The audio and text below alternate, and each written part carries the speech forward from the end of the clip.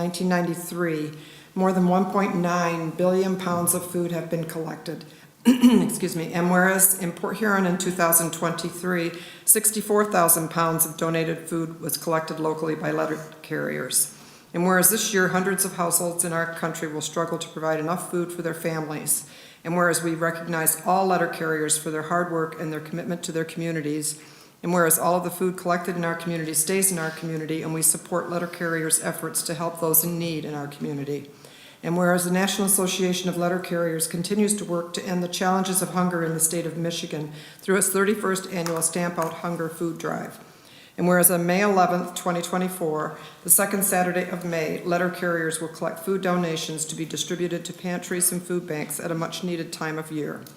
Now therefore I, Pauline M. Rapp, by the authority vested in me as mayor of the city of Port Huron, and on behalf of council members Archibald, Ashford, Haremza, Lamb, Moserac, and Pemberton, do hereby proclaim the second Saturday in May as Letter Carriers Stamp Out Hunger Food Drive Day in Port Huron, and I urge all the people in our city to join me in this special observance. Here you go. You're welcome. Would you like to say a few comments?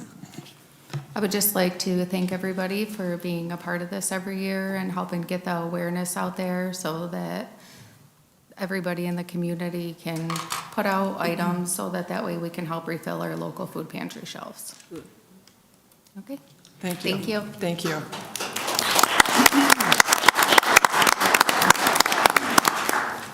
We will move on with public comment. If there's anyone in the audience who wishes to address the council, please come forward, give us your name, where you live, and you have 4 minutes. Okay, Julian Ruck, 750 15th Street. 4 years ago, almost exactly, I set out on a mission to end food insecurity in this community permanently as soon as possible. And it's that third qualifier that has ruffled some feathers along the way. But I'm confident that today, through conversation in good faith with James Freed, and I know with some private conversation among all of you, we have on the proposal an agreement that makes me feel as though we are sticking true to that as soon as possible. Though we have struggled to get here, had we not struggled and it been just fine, this deal that's up for vote today is where we would be. So I still feel that we are here as soon as possible. Now, when you say end food insecurity in a community permanently, you're going to get people right away. It cannot be done. That you cannot end such things, but you totally can. And then you have some people who say, but if everybody had access to free salad all day, every day, nobody would work anymore and the system would collapse. Maybe in other cities, but, and I mean this sincerely, Port Huron has the strongest work ethic of any community I've ever lived in. And I've lived in over a dozen communities around the country. It gets a bad rap, but the blue-collar workers of this community are what makes this community strong. Not the lake, not a bridge. These are all geographical concerns. And Port Huron, I can tell you with confidence, is not known around the country. It's 0.28% of Michigan's population, 1/4% Do you know of cities 1/4% in other states? No. There's nothing Port Huron is famous for that the people of Port Huron have done themselves. And there has been an increased awareness for food insecurity, and urban gardening has, the Times Herald just did a wonderful article on gardening, sourcing talent from all over the community. And as a result, I feel like we can look at urban gardening and backyard gardening as almost an industry that Port Huron is poised to be a leader of globally. We can become international news like that, as any float down can tell you. right? And this is something we can do. So if we take our work ethic and we put it into our backyards, into our parks, into our schools, into our churches, into our vacant lots, like on this proposal, and produce, the foundation of any community, the sky is the limit. And so from here on, let's do it. Thank you, Julie.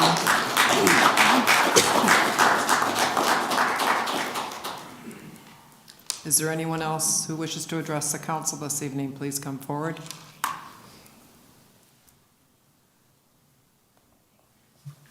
Good evening, Mayor. Good evening, council members, City Manager, Ken Harris, 1521 Wells Street, Port Huron. First thing I'd like to talk about is on tonight's agenda as we revisit the unfinished business tonight. You know, this kind of led to a feeling that there was a little bit of competition going on and some bad feelings at the last council meeting when we discussed about the time change for city council. You have a perfect opportunity to do it in a democratic way. We have May elections coming up, and we have November election comes up.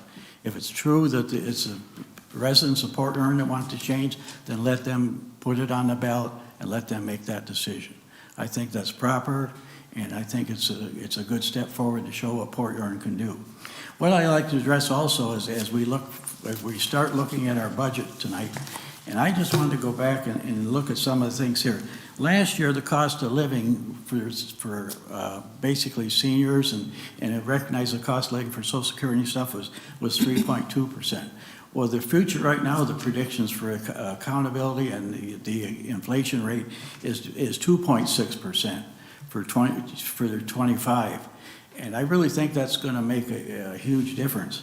And I guess the reason why I'm saying that when you look at the line item budget what we had last year, you know, we had American Rescue Funds thrown at us and this and that, and I don't understand that. I don't think any of that money went to that.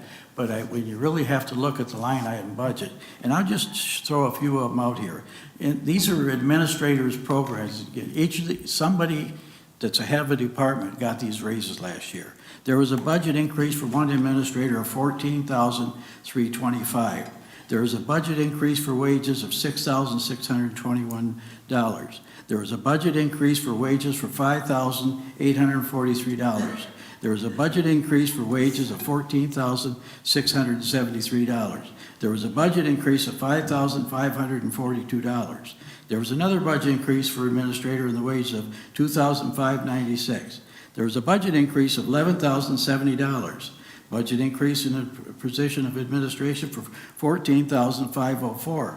Then here's somebody hit the jackpot. Budget increase for a wage increase of $29,787. We had a budget increase of $9,799. Another budget increase combined position of $14,672. A budget increase for wages of $8,513. And a budget increase for wages of $5,880. You know, that just sends kind of a shockwave. I mean, to me, it should be to the residents of the city of Port Huron, because what's going to happen with this budget? I think when we start exceeding the parameters and we're running out of basically the American Rescue Funds, we're going to have to live on Port Huron. We can't afford to basically dump like we did with the refuge, a large charge on the people that require these services. Thank you, and I hope you have a better job of doing the budget this year. Thank you. Thank you. Is there anyone else who wishes to address the council this evening? Please come forward.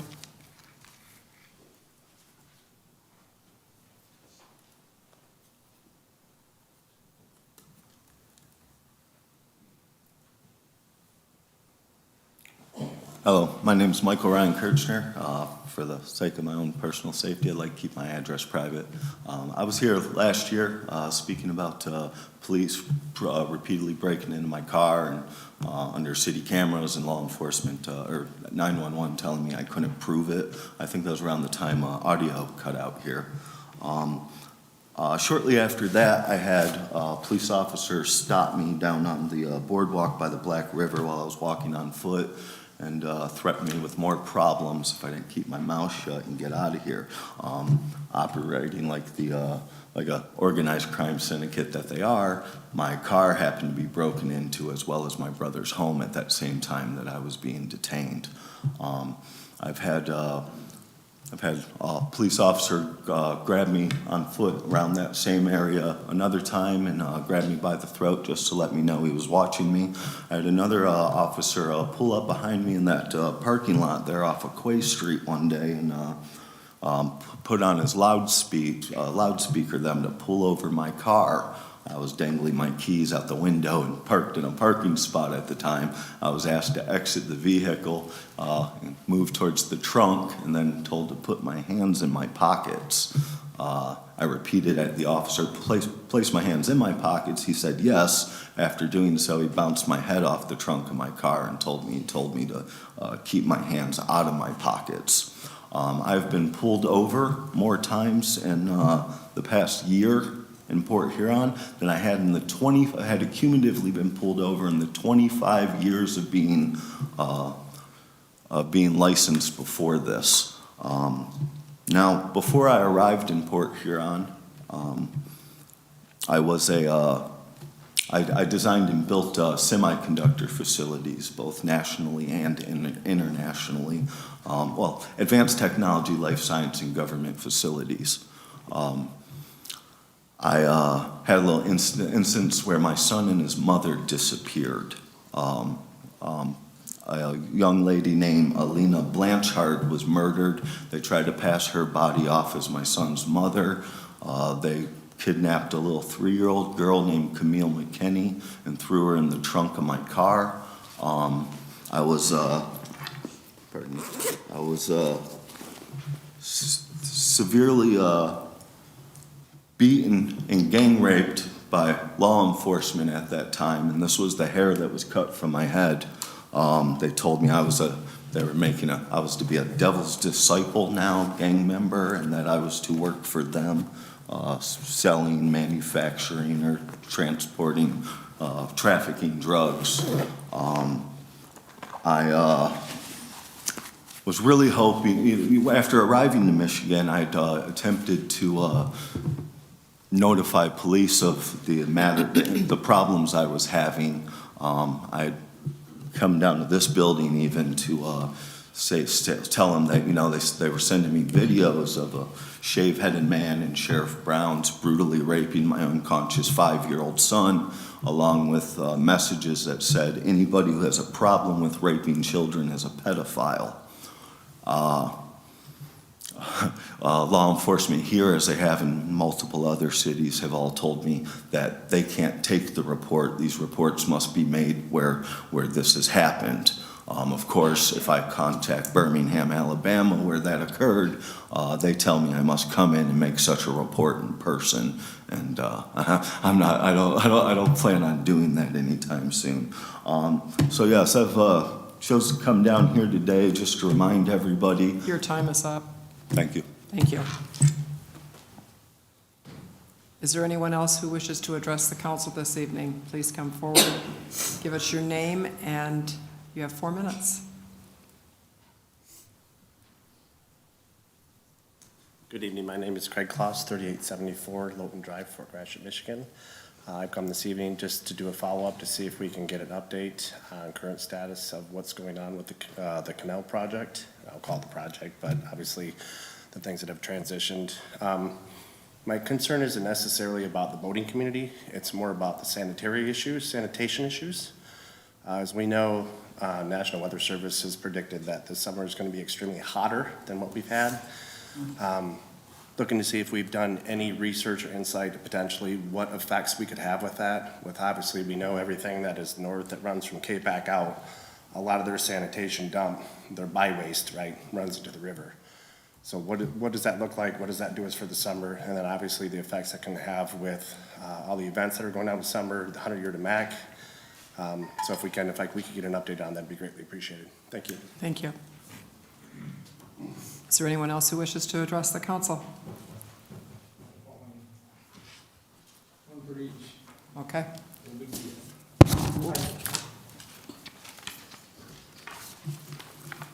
Thanks, Pauline, James, council members. Nice to be back. you want to give your name for the record? Oh, I'm I know- sorry, I know who sure. you are, but Unfortunately. Cliff Schrader, 1517 Howard Street, Port Huron. This is just a little item. I was down on the waterfront today, and there's a little issue that's been really bugging me for a long time down there. There's a boardwalk that's north of the bridge. On the water side of that boardwalk, there's several substantial hose. In fact, the one just off the bridge towers is, I think it's like 3 feet deep. I think it's very, very dangerous. And I've been watching this for a year or so now, and I thought, well, maybe the city doesn't know, maybe the council doesn't know, but this is an issue that I think is very, very dangerous. Very shortly, in fact now, there's thousands of people that wander that wooden boardwalk. In fact, there'll be tens of thousands of people wander that over the next several months. And all it would take is for one little kid to fall in that hole and whack those blocks, or some senior citizen, like me, for example, who stumbles around a lot, to fall in that hole and get really, really severely hurt. I think the fix is easy, just a truckload full of gravel with a couple of guys for 3 or 4 hours, and it would be resolved. And as you go further north on that, there's several other smaller holes, but I think are still pretty dangerous. And a child could be hurt seriously, paralyzed, killed. It's all there on the table. So I'm just asking the council, pleading with the council to get somebody down there. I'm not even quite sure if it's the council's responsibility, because the bridge is right there, the railroad tracks are right there, and I tried to figure out who has authority over that. Looks to me like the city does, but if not, somebody must. If that was a landlord with that kind of situation in their property, the city would be all over them in a heartbeat, and I don't blame them. So I asked Anita, Jeff, Terry, Conrad, somebody. I'd ask for you to put a motion on the table tonight to have that taken care of this week before somebody is seriously hurt. Thank you for your time. you're welcome, and we definitely will look into it, right? Yes. Mr. Freed? Yes. It will be done.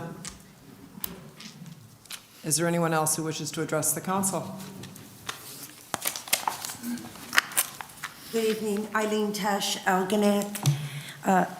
I FOIA'd the copies of the attorney fee statements in the case of Linky versus Freed, and the response that I received from the clerk is that no such documents or information exists because it is being handled by the insurance company. It reminds me of the statement that I FOIA'd numerous times regarding James Freed, and you, Mayor Rep, said it did exist, it's in his file, then it doesn't exist, and then they don't have to give it to me. Okay, so here we go again. The people of Port Huron have a right to know what these lawsuits are costing them. And you said the insurance company is handling it, great. But you can certainly ask for the statements from Fletcher Law Firm, from the insurance company. And, you know, I think it's a matter for, especially with the budget that Mr. Harris was talking about, you know, are the insurance premiums gonna go up? I think you got 4 or 5, maybe 1 pending. So if you could help me out, that would be great. Thank you. Thank you.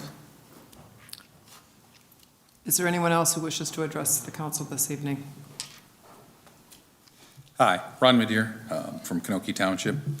I'd like to address, as Mr. Harris had, is the unfinished business for moving the city council meeting to 6 p.m. If I recall, there was a statement made saying that proposing this change because other townships in the area and cities are at 6 p.m. And by simple Google of surrounding cities and townships, I didn't see any that were at 6 p.m. Algonac, Marysville, Memphis, Ira, Port Huron Township, they're all 7 p.m. Kanoke Township.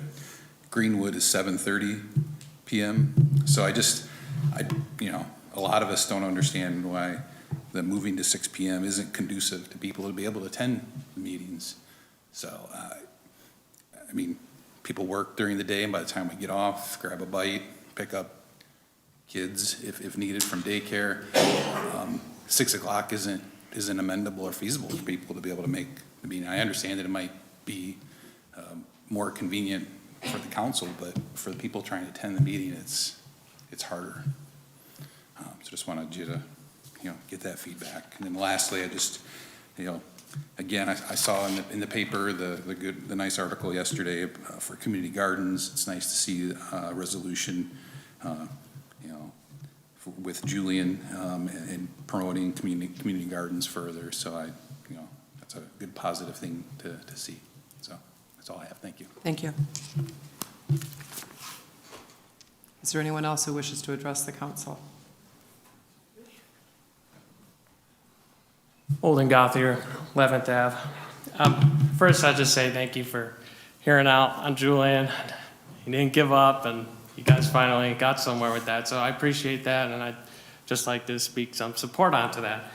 And then in regards to the 6 o'clock meeting times, last meeting, I think it was Council Huron had said, well, we can look at how the attendance changes. Well, can we? Is there actual data that's available as to what the attendance has looked like now? I know that some councils said there's a sign-in, but what that would mean is if we do see a precipitous drop in attendance under 6 p.m., what are we comparing it to? And then we'd have to pass another resolution to get it back. So maybe we should put a brief pause on this, actually collect some data right now before we make a decision. Last year, we decided to impose a flat refuse fee for waste, and we had noticed that there was a 30 to 40% rise in cost in communities around here. And again, rather than poll citizens and do proper research into what our preferences were, we opened up bidding and we received one bid, so we could no longer rebid the project. We were really in a bind, but critical here, and my key issue, is that the city knew our rates would go up tremendously, and yet we were never asked if we'd like to sacrifice a single portion of our services, like unlimited refuse at residences, bulk leaf pickup, recycling, bulk items, and then we just opened the project to bids. With such a large hike imminent, I feel the warning to our citizens was inadequate, and it left us uninvolved in the process. Frequently, I've noticed council members citing citizen communications as support for certain decisions, like perhaps the refuse fee or like this new 6 p.m. meeting time.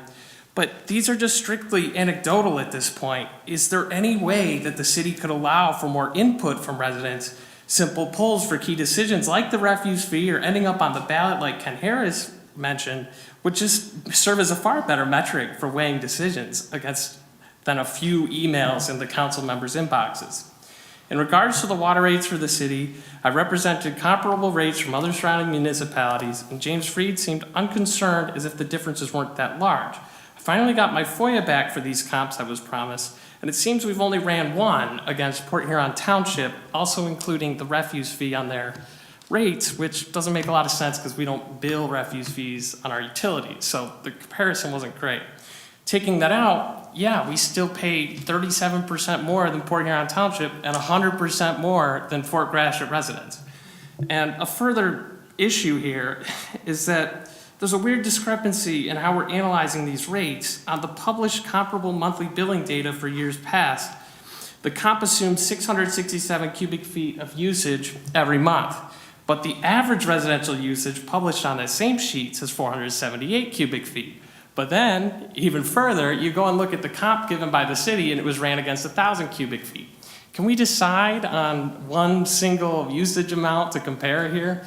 Because what we're doing when we assume there's greater usage is we're actually deflating the bill because our flat fees are so high here that the more you drive up the usage amount, it kind of ekes together some of the surrounding townships, but it's not common people are using 1,000 cubic feet of water.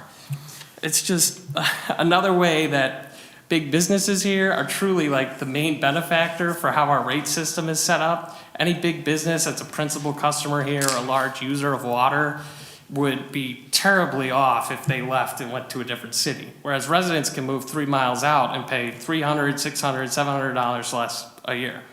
Thank you. Thank you. Is there anyone else who wishes to address the council this evening? Mark Watson, 7th Street. So I promised myself that I wouldn't be one of the people that come up here and complain about things that I don't have any idea about. So I do a little bit of things. And everyone, I like to think I know a little bit about a lot of things. One of the things I was slightly concerned about is our public recreation at Lakeside Beach. I know it's coming up to that season. And one of the items that I found out is that we use private security at Lakeside Beach, and we pay a Flint company to have private armed security in Port Huron at Lakeside Beach. Now, I'm sure there's a reason for that, and it was voted for a reason. I wasn't around for that vote, or I did not realize that vote happened. You know, who knows how that happened? I'm sure it came before someone. One of my concerns is that is it needed, and has there been some sort of study that says, okay, we had this many instances where we really needed private armed security at Lakeside Beach? As a family, you're coming there and there's a private company doing that. It's not Port Huron City Police, which I know it's seasonal, so that's difficult to staff that. But is there a time where that's gonna come up for review, if that has been successful and if that is still needed? Because I know that's a very high cost. I know we get money for parking, I think it's around $300,000. But we're probably paying at least half that back or more, because that's not cheap service, back into the security. And I like the security. I want to feel safe going to our public beach, because we do draw people from all over. But I'd just like to know if that is going to be up for review, to see if that's needed, or if we should go on a different path for that. Thank you. Thank you. Just so you know, that was actually adopted about a month ago. I think it was, the renewal of the contract. I think it was about a month ago. Wasn't it? Somewhere around, yeah. Is there anyone else who wishes to address the council this evening?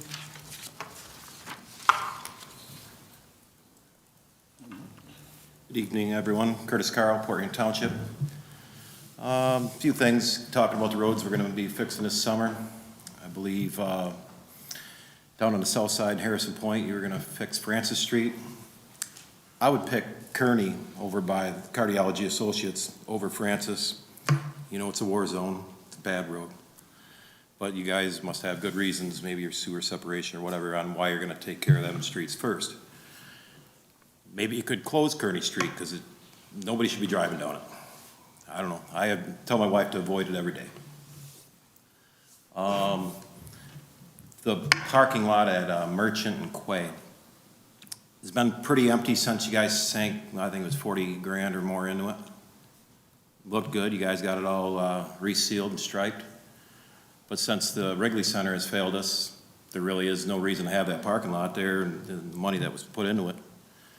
But now it was a good reaction with the having to move the farmer's market down there. So at least you'll get some utilization of that parking lot with the money that you guys put into it. Of course, you're moving it closer to the Pooh Palace.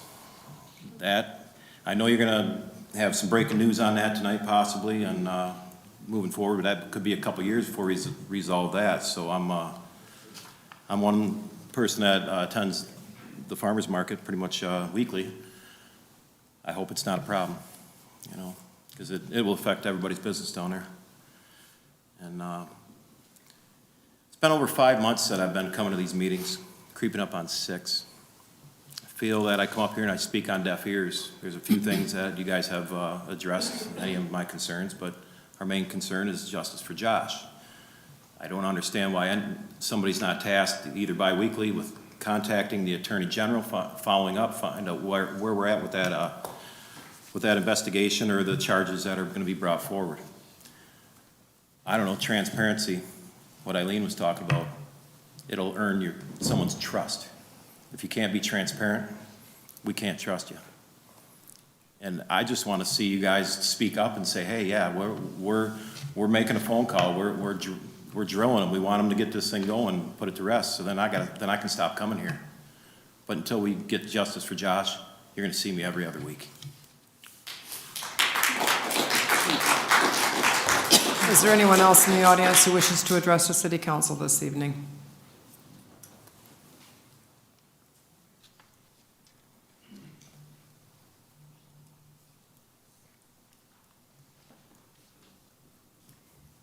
Sandy Schultz, and I do apologize, I'm going to be a little nervous, but I have been working with local senators and representatives regarding a Joshua law that I'll be working on, and I feel it needs to start at the city of Port Huron's level. What have you guys done in the last, since this happened to our family, regarding bouncers and their security and what they need to be trained in to be a bouncer. For example, due to the Josh Conant family, making you all aware that police cars do not have defibrillators in their cars, that was passed a couple months ago, and you are all trained in CPR. What are you doing for the bouncers at the local taverns or even in your social district? Because there were a couple incidences that have happened since that terrible night of my family. I know there are a couple companies in Port Huron that have to have background checks, fingerprints, and they have tags hanging in their vehicles that say they are workers of the city of Port Huron. One of them is the city cabs. I actually took a ride to verify that. What do you guys do? We can make a Joshua law at the city of Port Huron level, and I feel that needs to be addressed as quick as today. That's all I have to say. Thank you.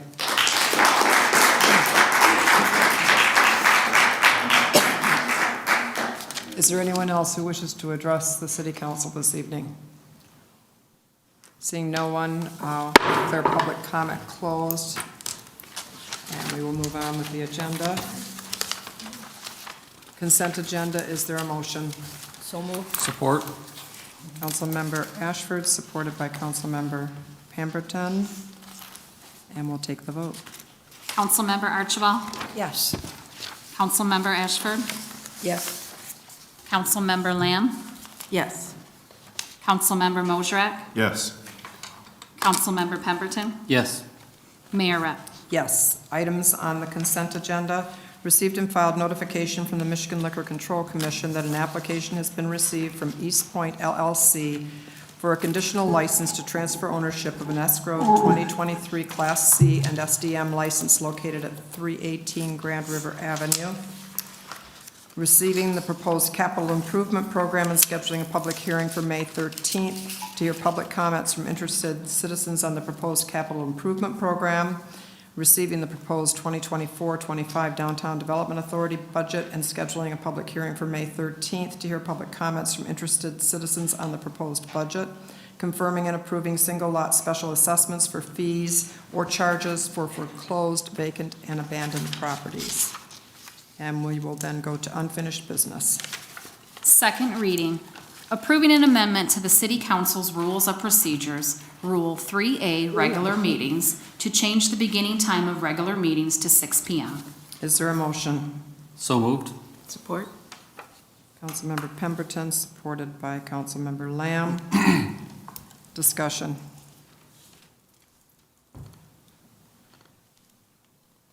Okay. I will just say, I know that it was mentioned it didn't make any difference, but we obviously has had this has been out there for several weeks, and I personally received no comments from anybody, negative or positive, so, about changing the time. So, there's no comments. We will take the vote. Councilmember Ashford? No. Councilmember Lamb? Yes. Councilmember Mosrak? Yes. Councilmember Pemberton? Yes. Councilmember Archibald? Yes. Mayor Rep? Yes. We will move on to from the city manager, number 1. Accepting the bid from Watson Brothers Company in the amount of $67,500 for the purchase and installation of a new boiler at Sanborn Pool. Is there a motion? So moved. Support. Councilmember Mosrak, supported by Councilmember Ashford. Madam Mayor and Council, we did activate ordinance section 2-797 for local bidder preference. The original bid, Watson Brothers, was $500 higher than the low bid. They did agree to match that bid. Not only are we using local bidder preference because it was so close, but also the working history that Watson Brothers has with the facility.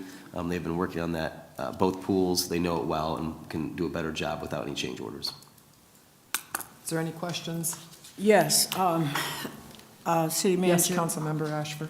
Yeah, okay, thank you. The end of life you mentioned here, that's why we're buying this, because it's the end of life? Yeah, it's original to the facility. What's the time frame of the end of the life? While that's original to the facility, we've had numerous breakdowns where it actually doesn't work half the time. Hopefully, we can get it in before the end of the year for reliability of that pool. Okay, so how much time? What is the time frame? Well, it's Longevity of this boiler? the new one will be about 25, 30 years. Okay. The current one in there is original to the facility. Oh, okay. All right, so how long has that been? When were the pools built? 68, 69? 69? Yeah. Oh, okay, thank you. And then also, okay. No, I think I got the answer to this one. Okay, I just wanted to make sure the end of life, was answered. If we were gonna buy the new one, it was gonna outlive the previous one. That's the reason I asked you that. Thank you. Thanks, Mayor Rob. Is there any other questions? Thank you. Take the vote. Councilmember Lamb? Yes. Councilmember Mosherak? Yes. Councilmember Pemberton? Yes. Councilmember Archibald? Yes. Councilmember Ashford? Yes. Mayor Rep? Yes. Item 2. Accepting the bid from Aztec Asphalt Incorporated in the amount of $124,790 for the repair and resurfacing of the back tennis courts at Sanborn Park. Is there a motion? So moved. Support? Mayor Pro Tem Archibald, supported by Councilmember Mosherak. Do you want to give us an update on that, please? Yeah, this is on the pickleball courts that we hope to have in operation this summer, When are they starting? and When's it done? as soon as you, in As the soon next as it's couple weeks. approved, Yep. they'll start. Yep. And that would be, Any Yeah. questions? yeah, Mayor, would that be run by the city, the pickleball Yes, court? yes. Okay. But it's open to anybody to come in and play. Yep. Yep. Thank you. If there's no questions, we'll take the vote. Councilmember Mosherak? Yes. Councilmember Pemberton? Yes. Councilmember Archibald? Yes. Councilmember Ashford? Yes. Councilmember Lamb? Yes. Mayor Rep? Yes. Item 3. Accepting the proposal from Panchera LLC in the amount of $212,730 for the purchase and installation of a new playscape at Harrison Point Park. Is there a motion? So moved. Support. Mayor Pro Tem Archibald, supported by Councilmember Pemberton. Do you want to Yep. give us an update on that? Madam please? Mayor and Council, you have a picture of the playscape design there. We'll be using Panchera, which has designed the vast majority of our playscapes throughout the city. The good news about this is not only did we create this park last year, but this new playground set will be installed at the end of September in Harrison Point Park. So to the residents who are here today, we are moving quickly on getting that park up to snuff. Any questions? Yes, Mayor Rapp, I do have a question. I know at least 2 or 3 meetings ago, we made application for grants for Knoxville, and what was the other part?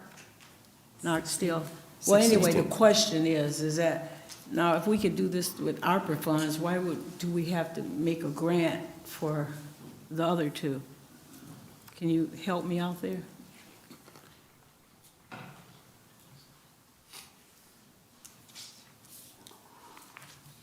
Mayor Rep, City Council, the other grant was for Harrison Point, and when we went and did neighborhood, like, feedback session, and a lot of it was like fields, athletic fields. And so we're hoping to maybe still get that grant and still make that come true as well. The playground equipment that is there now is very old, and there is kind of a need to immediately kind of try to replace it. So that's why we're getting the playground equipment done first, but hopefully the grant will help with the athletic fields that are needed. I mean, they have flag football that's there quite a bit. A lot of the residents talked about basketball, so we'll talk to them a little bit more if we get the grant. Okay. And that'll be like 2 years before, that's a DNR grant, so it takes a minute.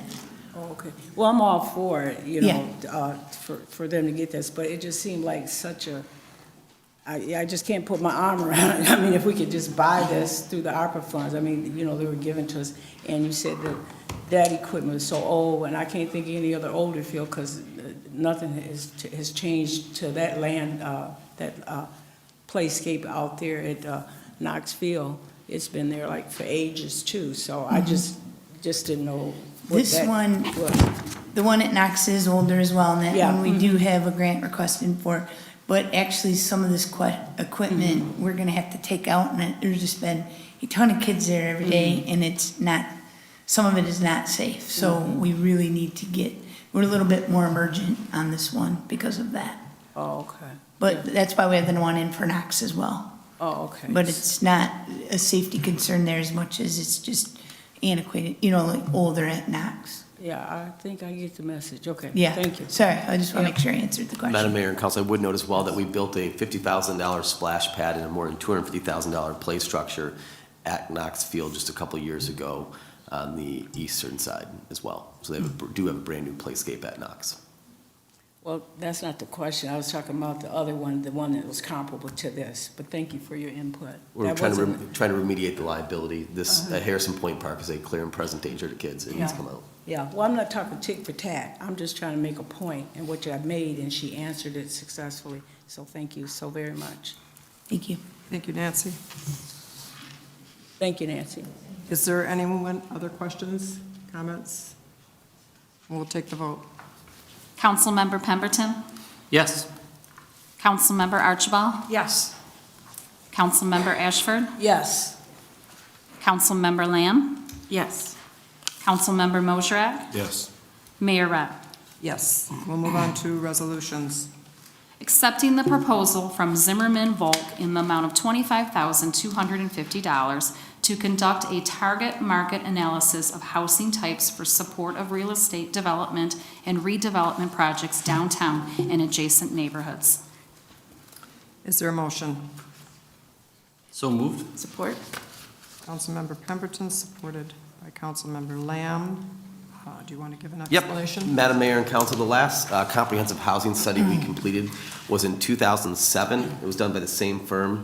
It was done for about more than $30,000 at the time. So the pricing on this one is actually pretty good, given that it's decades later and they're actually coming under their old price. The reason why this is critically important is for two purposes. One, housing and the shortage of housing is our number one stated goal. Whenever David or I meet with a developer, the first question they ask is, do you have an updated housing study to show us what the demand is, what the market is? Additionally, it will help us score better when we do MISHDA applications for the developments. And so we need, if we're going to address the housing shortage, we need to be able to provide developers and the state of Michigan with a housing study on the current housing capacity within the city and the near and long-term needs of the housing in Port Huron. And this firm is probably the best we can find to do that. Thank you. Any questions? Yes, I do have one. What did we do as a result of the last study? Did we do anything with it when we did it? We've been using it, so this any housing project since 2007 has relied on it, but it's gotten to a point now where it's just unreliable and we're no longer able to provide it. And so you have to take out a good, I would say a good chunk of 10 years there after 2008, when nobody was talking about building any type of housing capacity and housing in itself. And so a long gap there, you dealt with the housing crisis, now we've come out of that and we're in a new market and we don't quite fully understand the depth of need and capacity. Okay, so we didn't really have any specifics as a result of that study? Well, if I It wouldn't, came up. well, I'd go back to 2007. Well, you're talking about updating. So Yeah, you're we just updating. we're going to do a new study. This will be a completely Yeah, new study. updating because the landscape has changed. the Correct, housing. since 2007. Okay, but I was asking for specifics as a result of that study that we did. Yeah, I can go back, because before my tenure, go back to 2007 to show which projects we utilize that for, but I have to take some time to dig that out. No, I think you said it when you were talking. You might talk too fast, you didn't know it, but you said that you've been doing that, you've been working towards that between that point and this point. And so that's why we're getting a new study. Yeah. Okay. I'm good. I think a lot of the developments that have happened have used that study Yes. over the years. We did do a small targeted market analysis on missing middle in 2017, and that study has been used on almost every single housing project that we've done, whether it be lofts or condos downtown or even apartments since 2017, so they do rely heavily on it. Additionally, when a developer is going for financing, the banks are asking for it. So before they're gonna finance a deal, they wanna have a third-party review of the current housing market in Port Huron as well. So it's MISHDA, it's attracting developers, but also making the financial case for the financing institutions. Okay. Mayor, James, just to keep it simple, basically the one from 2007, the market analysis is obsolete now. Yeah, it's worthless. It's not up to the sign of the time, so we're doing another one so that they can build off that. Yep. Any other questions, comments? We'll take the vote. Councilmember Archibald? Yes. Councilmember Ashford? Yes. Councilmember Lamb? Yes. Councilmember Mosrak? Yes. Councilmember Pemberton? Yes. Mayor Rep. Yes, we'll move on to resolution number 2. Receiving the proposed 2024-2025 budget and scheduling a public hearing for May 13th, 2024 to hear public comments from interested citizens on the proposed budget. Is there a motion? So moved. Support. Councilmember Ashford, supported by Mayor Pro Tem Archibald. And Mr. Freed, did you have anything to add to that? Yeah, Madam Mayor and Council, the budget's in your inbox. It will be online for public inspection beginning tomorrow morning. I encourage folks to call the Finance Department if you have any questions. Heard some public comment tonight that wasn't accurate or true. A lot of those changes are based on merging positions, shifting employees from departments to various departments throughout the budgeting year, so all those changes can be explained. So I encourage people to attend the public works section, call the Finance Department if you see anything like that you want to have a question on. You can call my office or email and we'll get you an answer pretty quick. I guess just to verify, no one department head got a $29,000 That is not true. raise. That is not true. Yes. Okay. Any other questions, comments? We'll take the vote. Councilmember Ashford? Yes. Councilmember Lamb? Yes. Councilmember Mosrak? Yes. Councilmember Pemberton? Yes. Councilmember Archibald? Yes. Mayor Rep. Yes. And we'll move on. It's item 6 under resolutions. Approving the lease agreement with First Church of Music LLC for the purpose of leasing 3 vacant parcels located on 27th Street in the city of Port Huron for the sole purpose of a community garden. Is there a motion? So move. Support? Councilmember Mosrak, supported by Councilmember Lamb. Madam Mayor and Council, I sent you a briefing earlier on this agreement. This is a win-win, both addressing the housing shortage and food insecurity. Currently, Mr. Ruck owns 2 properties within the city of Port Huron, which are on buildable lots in neighborhoods where there's not a lot of buildable lots. And so this agreement is contingent upon the Port Huron Housing Corporation purchasing those 2 lots for the purpose of constructing a home, whether the Port Huron Housing Corporation constructs those homes themselves or with Habitat for Humanity to build 2 new homes within the city of Port Huron. Mr. Ruck and his garden have done a remarkable job producing free food in the city of Port Huron. They're averaging about 4,000 pounds of food that's given away and donated to the community. How do we expand that capacity? How do we onboard more capacity? I met with Mr. Ruck a couple times, emailed with him when he was out traveling across the country. We have identified 3 parcels off 27th Street, which will allow him to expand capacity and deliver food and produce to the south side of the community. Dovetailing into that tonight, we just had a briefing from the Neighborhood Improvement Authority that the number 1 and number 2 priorities identified in their 225 respondent community feedback was food access and food insecurity. And so it's kind of ironic that we are getting the briefing from NIA talking about food security and then getting this opportunity to partner with Mr. Ruck on this expansion and a relocation of Polly. Same going to be Polly's Place, maintain the name Polly's Place, but a new location. Just to go over the bullet points of the agreement, it is a $1 lease for up to 10 years. It's permitted for community garden use. He will have to abide by the standards of our zoning. We will move 100 yards of soil off of Polly's Place. So Mr. Ruck has cultivated some pretty incredible soil at Polly's Place. We don't want to let that go to waste. So we'll move 100 yards of that soil to the new location to help seed and start his new garden. It will be used for, again, a housing development, 2 current lots, and will be used for the sole purpose of a community garden. Thank you. And thank you for working with Julian. I know that it's been a long time.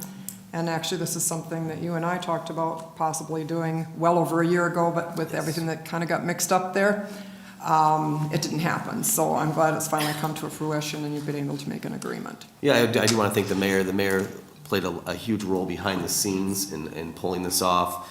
Mr. Shouty worked hard on getting us to this point. I want to thank Councilman Pemberton, Mosherak, and Hernandez, who really helped say that they supported this and wanted to help Mr. Ruck. Quietly behind doors is saying, how can we help Julian? How can we make this happen? And so I do appreciate the silent partners who are there supporting this. Is there any questions?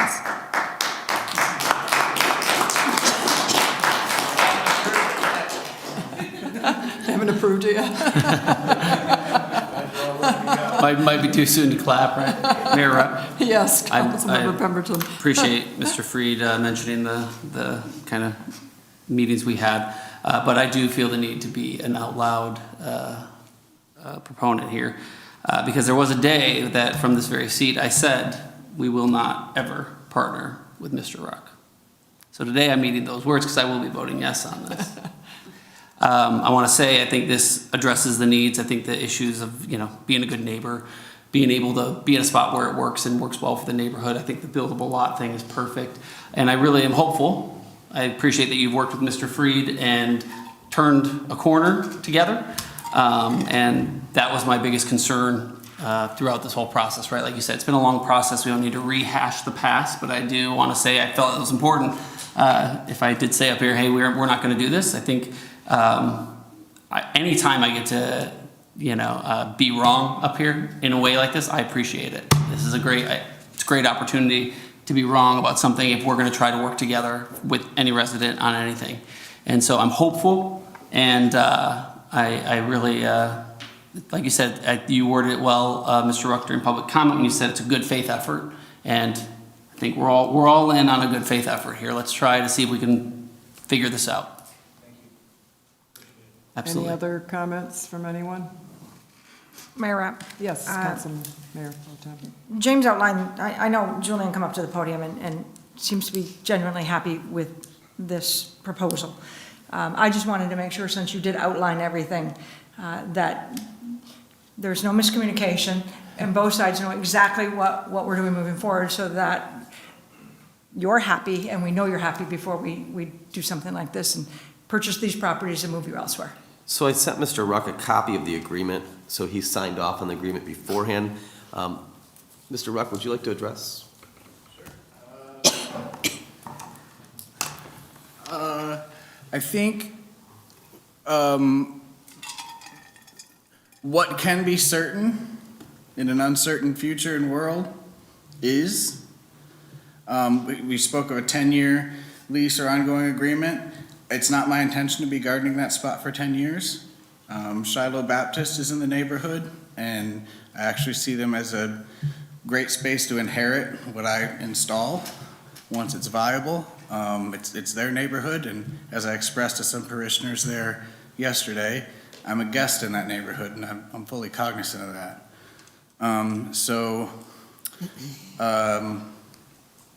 I do believe that this is kind of a blank canvas with all the paints. And, I'd encourage anybody, we actually have a volunteer day at the garden we have at Olenbrooks on April 30th, having a bunch of material brought there, to come out. I'm always in the garden, and show up in jeans and a t-shirt, and it's just folks, and I think educating that community. One thing I do want to implement this year is delivery of the free produce throughout the whole community, and then to source neighbors in that neighborhood who want to make $20 and deliver the free produce, and so long as they're trained in the gardening. And I'm hoping that will be the kind of education phase. People get like a 2-hour garden class, and from then on, they're a viable participant. And, I want to get to the point of, selling merch, and I do sincerely believe in today's world of social media and everything, there's more money to be made from growing and giving away produce than trying to sell it. And I know that sounds counterintuitive, but we're living in 2024. There are all kinds of new technologies, and urban gardening is a trending subject nationwide. As I said, we could be leaders in that, and I think this is a great place to start. And James and I agreed the most valuable thing about this agreement is the 10-year open-ended conversation. It could be any lot. It could be any, it's the conversation. that is the most valuable, so. Mr. Ruck, for those who are watching tonight who may get excited about hearing about this, how can they contact you if they want to volunteer and work with you? Facebook primarily, that's my office. So Facebook, Polly's Place on Facebook, Julian Rock on Facebook. Yeah, that's the best spot. One of the things Julie and I talked about as well, we had lunch, I don't know when that was, last Wednesday? By the way, I walked out on my bill, I had to go back and pay it. I asked them if you paid for the That was onion pretty rings, and they embarrassing. said you did. Very embarrassing. We talked about when, like in my garden, I'm gonna do a 10-foot by 10-foot plot that I'm gonna grow myself. It would be nice to do an educational piece for every person in the community who wants to build a 10-foot by 10-foot plot. I actually asked Julian, what would you plant if you had 10, because I don't know what to plant, I'm just getting into this. One of the things we did during COVID is we gave out more than 15,000 seed packets. And we literally had people emailing the mayor and council photos of their grandkids holding up the produce that they had grown themselves. So that was kind of like a bellwether that there is some serious community interest in gardening if we all had some expertise. So I share with Julian that I'm hopeful that he shares his expertise almost like as consultant to the neighborhoods and how to grow, how everyone can have a garden in their home, and maybe use Polly's Place as a place where people can come and learn and train so that they go, which I intend to do, and go home and grow their own garden. So Julian, I thank you for your good, kind effort and lunch and meetings. Yeah, I will say, just as a little peek into the future, the kids that I've taught how to garden that first started learning in the first few years, to them, it's commonplace now. It's an everyday thing. It's not provocative. It's a part of the community they grew up in, and they almost take it for granted. And to be honest, I think that's where we need to head, is that it just be that commonplace. Thanks. Thank you. And we will take the vote. Councilmember Lamb? Yes. Councilmember Mosrak? Yes. Councilmember Pemberton? Yes. Councilmember Archibald? Yes. Councilmember Ashford? Yes. Mayor Rep? Yes, that concludes our agenda this evening. Is there anything else to come before the?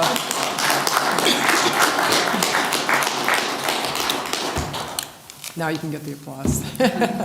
Is there anything else to come before the council? Is there a motion to adjourn? So moved. Thank you. Here's the agreement. Oh, okay. I'll sign it. Give me a